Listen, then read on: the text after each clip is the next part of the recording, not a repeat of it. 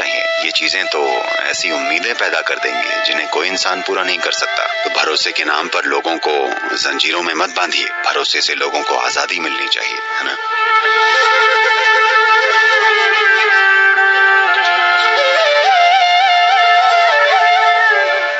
नमस्कार सदगुरु, मेरा सवाल भरोसे के बारे में है। जैसे मान लीजिए किसी ने हमारा विश्वास कई बार तोड़ा हो, तो हम दोबारा उस पर भरोसा कैसे करें?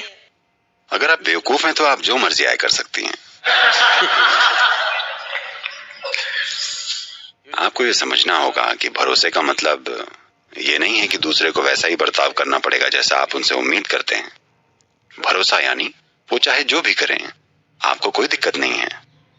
अगर आपका रिश्ता ऐसी जगह पर पहुंच गया है तो, वरना भरोसे जैसे बड़े शब्द का इस्तेमाल मत कीजिए। Trust means they must do what you expect them to do.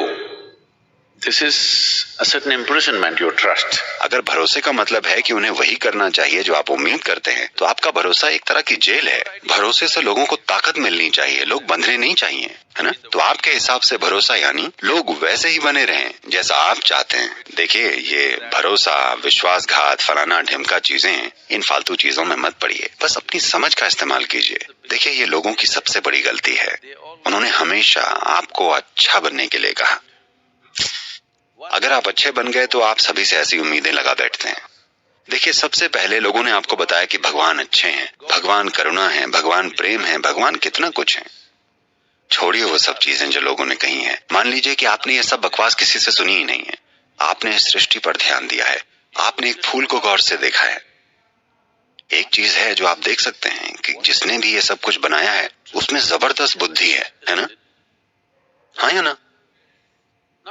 चलिए, फूल जैसी प्यारी चीज को छोड़िए, आप बस एक चींटी पर ध्यान दीजिए जो जमीन पर रेंगती है। इसको जैसे बनाया गया है वो जबरदस्त बुद्धि है कि नहीं है? हाँ या ना? पर किसी ने आपसे नहीं कहा कि भगवान बुद्धि है। अगर उन्होंने आपसे कहा होता कि भगवान बुद्धि है तो हमारे पास ज्यादा समझदार दुनिया होती। तो